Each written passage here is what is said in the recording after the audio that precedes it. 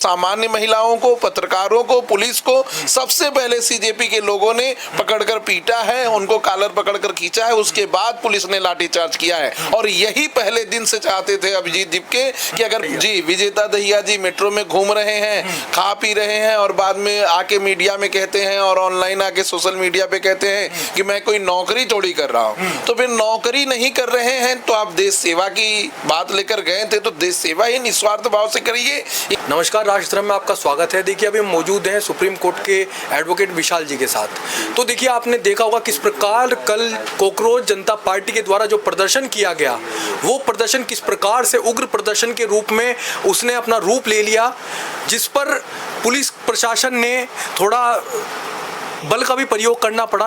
परंतु कहीं ना कहीं पुलिस प्रशासन को घेरा जा रहा है विशाल जी, कहा जा रहा है कॉकरोच पार्टी के द्वारा और स्टूडेंट्स के द्वारा कि भाई ये जो पुलिस प्रशासन है इसने जानबूझकर बल का प्रयोग किया। क्या लगता है पुलिस प्रशासन ने जो ये बल का प्रयोग किया, लाठीचार्ज किया, क्या ये जानबूझ के किया गया? देखिए, सबसे पहले तो मैं बता देना चाहता हूं कि लोकतंत्र में विरोध करना सबका मौलिक अधिकार है, लेकिन विरोध इस तरीके से नहीं होना चाहिए कि कोई पुलिस के ऊपर हमला कर रहा है या फिर संसद की तरफ प्रहार कर रहा है या फिर ऐसा आदेश कर रहा है कि हमें बांग्लादेश और नेपाल मॉड्यूल को लागू करना पड़ेगा। आखिर क्या हुआ था बांग्लादेश और नेपाल में, ये सभी दर्शकों को जानना चाहिए कि महिलाओं के साथ रेप और अभद्रता हुई थी, संसद और सुप्रीम कोर्ट को तोड़ा फोड़ा गया था, वहां के राष्ट्रपति के कपड़ों को दिखाकर प्रोटेस्टर अपने आप को गौरवान्वित महसूस कर रहे थे। तो क्या हम भारत जैसे सभ्यतावान देश में यही सब चीज चाहते हैं? और ऐसे लोगों के द्वारा जो खुद कहते हैं कि मैं प्रेमानंद को महाराज नहीं मानता हूं, नीता के पति और सीता के पति की बात करते हैं और कश्मीर को अलग करने की बात फिर से इस जंतर मंतर के प्रोटेस्ट शुरू करते हैं, तो क्या ऐसे लोगों को संसद तक मार्च करने का पुलिस छोड़ देती, खुला छोड़ दे देती? मेरा मानना है कि पुलिस इन सब चीजों को देखने के बाद सही काम की है। सबसे ज्यादा जरूरी है कि पूरे देश में और खास तौर से दिल्ली में लॉ एंड ऑर्डर को मेंटेन करके रखना, वो पुलिस ने किया। पिछले 20 दिनों से ये लोग प्रोटेस्ट कर रहे थे, पुलिस ने एक भी लाठी डंडा नहीं चलाया। इवन इसके पहले भी जब सीजेपी के जो फाउंडर हैं वो आए थे तो उनको लग रहा था कि उनको गिरफ्तार कर लिया जाएगा, लेकिन पुलिस ने गिरफ्तार नहीं किया, उनके साथ कोऑपरेशन किया। लेकिन अब इस चीज को जबरदस्ती रंग दिया जा रहा है कि अब इसको जो है इस तरीके से दिखाया जाए जिससे कि लोगों को लगे कि इस देश में अब कुछ बचा ही नहीं है। मेरा मानना है ये सब चीजें गलत हैं। आने वाले समय में भारत का युवा खुद डिसाइड करेगा कि उसे किसे चुनकर लाना है। इसमें इस तरीके से संसद चलने के पहले ही दिन विरोध करना ये बहुत गलत था। ये जो सीजेपी का जो प्रोटेस्ट चल रहा है, नीट की परीक्षा को लेकर के प्रोटेस्ट चल रहा है, जो नीट की परीक्षा का पेपर लीक हुआ, तो क्या यह प्रोटेस्ट नीट की परीक्षा को लेकर ही था? क्योंकि तमाम बातें जो हैं सोशल मीडिया पे इस समय चल रही है, कुछ कह रहे हैं कि ये विद्यार्थियों का प्रोटेस्ट है, कुछ कह रहे हैं कि ये राजनीतिक पार्टियों का प्रोटेस्ट है। आपको क्या लगता है कि ये जो प्रोटेस्ट है ये सच में विद्यार्थियों का प्रोटेस्ट था? देखिए, मैं मानता हूं कि ये प्रोटेस्ट विद्यार्थियों का प्रोटेस्ट शुरू से नहीं था और ना अभी भी विद्यार्थियों का प्रोटेस्ट है। मैं तो यह भी जानता हूं कि सोनम वांगचुक खुद गिल्ट फील कर रहे हैं कि हम किस जगह जाकर फंस गए, क्योंकि वो भी ऐसे प्रोटेस्ट में नहीं जाना चाहते थे जहां से देश विरोधी नारे लगे, पाकिस्तान के झंडे दिखाए जाए, भारत को टुकड़े टुकड़े करने की बात की जाए और कहीं ना कहीं भगवान राम को और प्रेमानंद महाराज जी को कटघरे में खड़ा किया जाए। ये तो वो जाने के बाद इस तरीके से इसमें फंस चुके हैं कि अब यहाँ से बाहर नहीं आ पा रहे हैं, नहीं तो वो खुद नहीं जाना चाहते ऐसे प्रोटेस्ट में। दूसरी बात मैं कहूंगा कि इतने ज्यादा बच्चे हैं, नीट के 25 लाख लोग हैं और 25 लाख लोगों के नीट का एग्जाम दिया, नीट का रिजल्ट भी आ गया। जब रिजल्ट आउट हो गया तब तो उन बच्चों को आना चाहिए था, वो बच्चे तो कहीं नहीं दिख रहे हैं प्रोटेस्ट में। और मैं उनके माता पिता को धन्यवाद करना चाहता हूं कि अपने बच्चों को समझा कर रखें कि ऐसे प्रोटेस्ट में ना आए जहां पर पत्रकारों के साथ, पुलिस वालों के साथ, आम नागरिकों के साथ मारपीट की जा रही हो। मेरे पास तमाम ऐसे वीडियो पड़े हैं जहां पे सामान्य महिलाओं को, पत्रकारों को, पुलिस को सबसे पहले सीजेपी के लोगों ने पकड़कर पीटा है, उनको कॉलर पकड़कर खींचा है, उसके बाद पुलिस ने लाठीचार्ज किया है। और यही पहले दिन से चाहते थे अभिजीत दीपके कि अगर पुलिस मारेगी तो मैं विक्टिम कार्ड खेलूंगा, और वही विक्टिम कार्ड अब वो खेलना शुरू कर दिए। अच्छा, अभिजीत दीपके को देखा गया कि अभिजीत दीपके कैंपर में, मतलब एक ट्रक में चढ़े रहे जी। उनका क्या दायित्व नहीं बनता था कि जो प्रदर्शन ये उग्र रूप ले रहा है, नीचे उतरकर उन बच्चों को समझाए जिनको वो अपने दम पर लेकर के यहाँ पर इतना बड़ा प्रोटेस्ट जन सैलाब जो उन्हें बुलाया। बहुत ही बढ़िया सवाल आपने कहा। सिर्फ अभिजीत दीपके ही नहीं, उनके ग्रुप के जितने भी सीजेपी पार्टी के फाउंडर हैं या को फाउंडर हैं या स्पोक्स पर्सन हैं, सब ऐसी अवस्था में थे कि उनको कोई मतलब नहीं है। और मैं तो कल एक उनके स्पीकर्स को भी सुन रहा था, वो मेट्रो में घूम रहे थे जी, विजेता दहिया जी मेट्रो में घूम रहे हैं, खा पी रहे हैं और बाद में आके मीडिया में कहते हैं और ऑनलाइन आके सोशल मीडिया पे कहते हैं कि मैं कोई नौकरी थोड़ी कर रहा हूँ। तो फिर नौकरी नहीं कर रहे हैं तो आप देश सेवा की बात लेकर गए थे, तो देश सेवा ही निस्वार्थ भाव से करिए। इसका मतलब कि आप स्वार्थ से परिपूर्ण हैं। आप सोच रहे थे कि आम आदमी पार्टी जैसी कोई ऐसी सरकार उत्तर प्रदेश में आगे चुनाव है, देश में चुनाव हो सकता है तो हमारी भी बन जाए, और उसी लालच के लिए ये प्रोटेस्ट में ये भाग ले रहे थे। इनसे जब प्रेमानंद महाराज जी के बारे में पूछा जाता है तो ये कहते हैं कि मैं मनुवादी नहीं हूँ।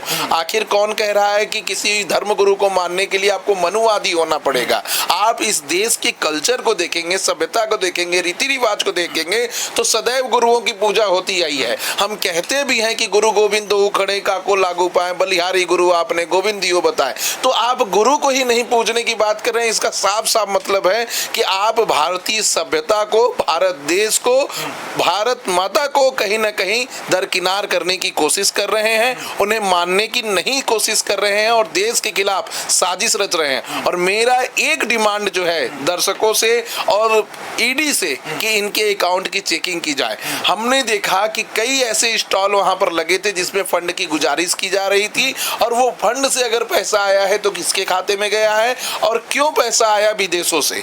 जब भारत का प्रोटेस्ट है, नीट के छात्रों के लिए प्रोटेस्ट है, तो पैसा तो देश से आना चाहिए, विदेशों से क्यों पैसा आया है इसका जवाब इन्हें देना चाहिए। विशाल जी देखिए, इस प्रदर्शन को लगभग 20 से 21 दिन हो चुके हैं। इसमें अगर एक कैलकुलेशन नॉर्मली की जाए, एक आदमी 400 रुपये 500 रुपये की डाइट एक आदमी की होती है, जिस प्रकार से वहाँ पर चल रही है डाइट। देखिए वहाँ पर कोई कड़ी चावल का भंडारा नहीं चल रहा है, वहाँ पर बिरयानी, तमाम तरीके के जो अच्छे फूड हैं, नाश्ते में कचौड़ी हो गया, 70 चीज़ें जो हैं पूरे दिन में वहाँ पर डिस्ट्रीब्यूट हो रही है। तो 400 से 500 रुपये को अगर देखा जाए कैलकुलेट करके, लगभग 3000 आदमी रोज के वहाँ पर डाइट ले रहे थे जो कि आ रहे थे। तो इतना मोटा पैसा, एक कैलकुलेशन अगर कोई करेगा तो इतना मोटा पैसा आया तो सरकार की नज़र में ही होगा ना। आज के टाइम में अगर किसी के अकाउंट में 2 लाख 4 लाख आ जाते हैं तो कहीं ना कहीं एजेंसियों जांच करने लग जाते हैं, पैसा फ्रीज कर दिया जाता है। परंतु क्या ये प्रदर्शन सरकार की नज़र के भी नीचे नहीं हो रहा? क्या इन लोगों को देखा नहीं गया पैसा कहाँ से आ रहा, कौन इनको सपोर्ट कर रहा है? देखिए मैं बताना चाहता हूँ, पिछले 2-3 सालों में ये चौथा 5वां अटेम्प्ट है जब जेनजी आंदोलन को भारत के अंदर उग्र करने की कोशिश की गई है। और वो शुरुआत हुई है बिहार के चुनाव से। तमाम विपक्ष के नेता ने कहा कि जब बांग्लादेश में और नेपाल में हो सकता है तो भारत में क्यों नहीं हो सकता, और उसी में कई सारे ऐसे मैटर खोजने की कोशिश की गई। इसके पहले भी सोनम वांगचुक जी आमरण अनशन पे थे, लेकिन जब वो आमरण अनशन उग्र हो गया, भारतीय जनता पार्टी के कार्यालय के लोगों ने जला दिया, 3-4 लोगों की मौत हो गई, तब वो अनशन सावधानी से अपना तोड़ दिए। तो ऐसे में मुझे लगता है कि देश को समझना चाहिए ये उन वीरों का देश है, युवाओं का देश है, जहां से भगत सिंह ने जन्म लिया है, जहां से 19 साल का अग्निवीर अपनी जान गंवा देता है अपनी मातृभूमि की रक्षा के लिए। आज यही लोग सोच रहे हैं कि युवाओं को उग्र करके अपने ही संसद, सुप्रीम कोर्ट और देश के स्ट्रक्चर पर बाबा भीमराव अंबेडकर के बनाए गए संविधान के ऊपर हमला करके हम सत्ता में आ जाए। सत्ता में आना है तो लोकतांत्रिक माध्यम से आना पड़ेगा, आपको चुनाव लड़ना पड़ेगा और उन चुनाव में जीतने के बाद ही आपको विजेता मिलेगा और उसमें आ सकते हैं। इस तरीके से नहीं हो सकता। दूसरी चीजें मैं बताऊंगा, इसके पहले आमरण अनशन या फिर आंदोलन या जो कहिए, तो इसके पहले जो हमारे देश के राष्ट्रपिता हैं महात्मा गांधी जी, वो भी करते थे, लेकिन कभी भी अनशन ऐसा नहीं हुआ कि जो हिंसा को समर्थन करता था। दूसरा अनशन जो आजकल के युवा देखे भी होंगे, अन्ना हजारे जी का, और उस समय भारतीय जनता पार्टी विरोध में थी, उस अनशन का सपोर्ट भी कर रही थी लेकिन कहीं हिंसा नहीं की। तो लोगों को उन सब चीजों से सीखना चाहिए। आप प्रदर्शन कर सकते हैं, क्वेश्चन पूछ सकते हैं, लोगों से सवाल जवाब कर सकते हैं, सरकार से आंख में आंख डालकर भारत का नागरिक सवाल पूछ सकता है, लेकिन अपने देश के संसाधनों का अगर कोई तोड़ने की कोशिश करे, इस देश के लोकतंत्र को खतरा पहुंचाने की कोशिश करे, तो ऑनरेबल हाई कोर्ट और सुप्रीम कोर्ट उसमें इंटरवेन करेगा और सरकार को हिदायत देगा कि लॉ एंड ऑर्डर को मेंटेन करिए, अन्यथा कुछ और भी एक्शन लिए जा सकते हैं। कल जो सरकारी संपत्ति को किस प्रकार कुचला गया देखने को मिला कि बसें जो हैं उनको तोड़फोड़ की गई, पुलिस प्रशासन की गाड़ियों को उल्टा गया, तोड़फोड़ की गई किस प्रकार, तो क्या लगता है कि इस पर कुछ कार्रवाई होगी? देखिए, जो इनके पूरे ग्रुप के सपोर्टर हैं, जो नेता लोग हैं, वो शुरू से कहते आए हैं कि बांग्लादेश और नेपाल मॉड्यूल, और आप बांग्लादेश और नेपाल मॉड्यूल का जिनजी आंदोलन देखेंगे तो उग्र से उग्र, भयावह से भयावह, और कहीं ना कहीं इतना कुकृत्य उस आंदोलन में हुआ कि कोई विश्वास नहीं कर सकता। आप देखिए, शेख हसीना जी के कपड़ों को लोगों ने दिखाया ऑनलाइन, वहां के खाने पीने खाए, तोड़ फोड़ किए, और कई लोगों को तो जिंदा जला दिया गया।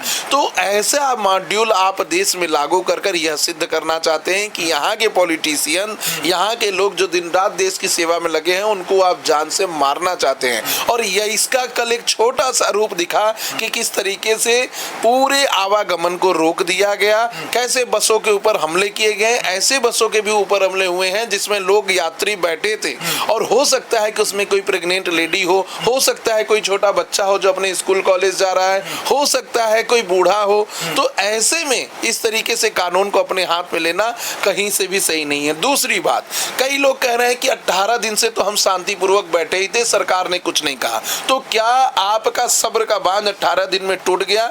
1947 में जाके भारत को आजादी मिली, और गांधी जी लड़ाई 1914 से, जब से वो विदेश से आए थे तब से लड़ रहे थे। 33 साल लड़ाई लड़ने के बाद देश को आजादी दिलवाए, और आप कहते हैं कि हम उनको आदर्श मानते हैं, और 18 दिन में आपका जो है आदर्श व्यक्ति टूट गया। लेकिन बात तो यहाँ पर ये आती है, जिससे ये आज़ादी मांगना चाहते हैं, वहाँ पर जो मंच है, मंच साझा तो वो लोग कर रहे हैं जो भारत तेरे टुकड़े होंगे इस प्रकार के जिन्होंने नारे लगाए, उनके लोग आकर के वहाँ पर जो कश्मीर को भारत का हिस्सा नहीं मानते, वो लोग आकर वहाँ पर मंच साझा कर रहे हैं। और ये आज़ादी किससे मांगना चाहते हैं?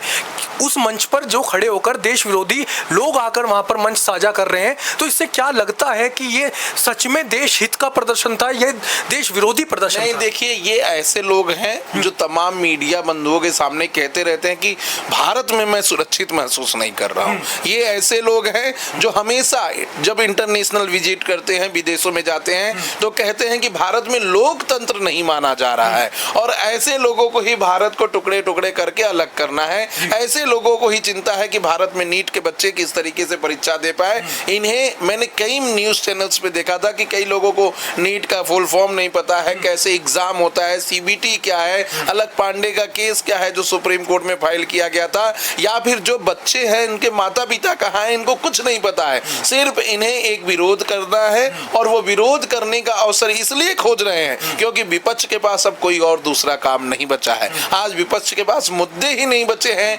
घोटाले ही नहीं उजागर हो रहे हैं कि वो उसको लेकर सामने आए, और इस तरीके से जो पक्ष में बैठे हैं उनको घेरे, तो उनको जो मुद्दा मिल रहा है वही घेर रहा है। मैं निंदा करता हूं जो नीट का पेपर लीक हुआ, कभी भी ऐसा नहीं होना चाहिए, और उसके लिए जो जो जिम्मेदार हैं उनको तब तक जेल में रखिए जब तक उनकी अंतिम सांस चल रही है। लेकिन इस तरीके से उग्र प्रदर्शन करना, देश के संसाधनों को जलाना, तोड़ना फोड़ना, ये कहीं से भी सही नहीं है, और मैं इसको कभी भी नहीं कहूंगा कि ऐसे लोग विरोध प्रदर्शन करके आगे बढ़े। आपने और कोई दिन क्यों नहीं चुना? पार्लियामेंट जब सेशन में आ गया, जब शुरुआत होगी, तभी आप क्यों पार्लियामेंट तक कूच कर रहे हैं? उसके पहले भी कूच कर सकते थे। सेशन खत्म हो जाएगा, उसके बाद आप कूच करिए, जाके पार्लियामेंट में धरना दीजिए, पुलिस से परमिशन लीजिए। क्यों नहीं धरना दे सकते हैं? करिए। लेकिन आपने एकाएक बस अपना कह दिया कि नहीं, हमको प्रदर्शन करना है, हम पार्लियामेंट कूच कर रहे हैं, लोग मारेंगे पीटेंगे, तो फिर रो क्यों रहे हैं? आज रोना भी नहीं चाहिए। लेकिन एक बात पूछना चाहेंगे, और युवा जो इन ऐसे नेता को अपना नेता मान रहे हैं, नेता ही कहेंगे, जो लोग इतना बड़ा प्रदर्शन कर सकते हैं, अभिजीत दीप के और विजेता दहिया, जिनके बहकावे में आकर युवा यहाँ पर एकत्रित हुआ, ना जाने कहाँ कहाँ से युवा, एक जो भी लोग वहाँ पर एकत्रित हुए, और वो लोग एक बस के अंदर छुपा रहा और एक बर्गर खाता रहा। तो ऐसे लोगों के साथ जो जुड़ते हैं, ऐसे युवाओं को, आज के युवाओं को आपका क्या मतलब क्या आपके क्या विचार हैं, युवाओं को क्या करना चाहिए, क्या देखिए, देखिए? सबसे पहले तो मैं एक चीज बहुत ही क्लैरिफाई कर देना चाहता हूँ, यहाँ अभिजीत दीपके या विजेता दहिया के लिए कोई भी व्यक्ति नहीं आया था। जो युवा आए थे वो सोनम वांगचुक जी के लिए आए थे, और अभिजीत दीपके ने एक गलत मैसेज डाल दिया कि उनको जबरदस्ती किडनैप करके ले गया गया है, जबकि ऑनरेबल हाई कोर्ट का डिसीजन है। हाई कोर्ट के ऑब्जर्वेशन में डॉक्टरों की टीम गई, उनको लेकर उनके स्वास्थ्य के लिए उनको सही हॉस्पिटल में भर्ती कराया, और आज ही ऑनरेबल हाई कोर्ट ने उनकी पत्नी के एक केस में कहा है कि अगर वो प्राइवेट हॉस्पिटल में जाना चाहते हैं तो जा सकते हैं। तो कहीं ना कहीं हाई कोर्ट को, देश को सोनम वांगचुक जी की जरूरत है कि वो स्वस्थ रहें, देश के लिए और कुछ कर सके। हो सकता है कि उनकी जरूरत हमें इंटरनेशनल लेवल पर पड़ सकती है, वहां पर उनकी आवश्यकता आ सकती है, इसलिए हाई कोर्ट ने कहा कि उनका स्वास्थ्य को सही करने के लिए उनको लेके जाया जाए। लेकिन अभिजीत दीपके और उनके तमाम आंदोलन जीवियों ने इसको गलत मैसेज फैला दिया, और ये जो सपोर्ट में लोग आए हैं ये सोनम वांगचुक जी के सपोर्ट में आए हैं। दूसरी बात, भारत का युवा वो युवा है जो देश के लिए अपनी जान गंवा सकता है, और चंडीगढ़ में जब ऑपरेशन सिंदूर के समय हम लोगों ने देखा था तो कई सारे युवा वहां पर एकत्रित हो गए जो कि ट्रेंड भी नहीं थे मिलिट्री में ज्वाइन होने के लिए, सिर्फ देश की सेवा करने के लिए। और पूरे विश्व में माना जाता है कि जिस तरीके की भारत की मिलिट्री फोर्स है वैसा कहीं थल सेना नहीं है, कहीं की मिलिट्री फोर्स नहीं है, और एक सेकंड के लिए भी ये लोग जान गंवाने से कटते नहीं है, मातृभूमि को मां मानते हैं। तो कहीं ना कहीं ऐसे में मुझे नहीं लगता कि भारत का युवा कानून अपने हाथ में लेकर संसद को तोड़ेगा, सुप्रीम कोर्ट को तोड़ेगा, या लोगों को जबरदस्ती जान से मान से मार देगा। ये थोड़े से लोग हैं जो इनको बहकावे में ला ले रहे हैं, और उसकी वजह से कल ये भीड़ जुटी। अब देखिएगा कहीं भीड़ नहीं आएगी। आप लोगों ने सुना, विशाल जी ने अपने विचार प्रकट करे। आप अपनी राय कमेंट के माध्यम से अवश्य दें। धन्यवाद।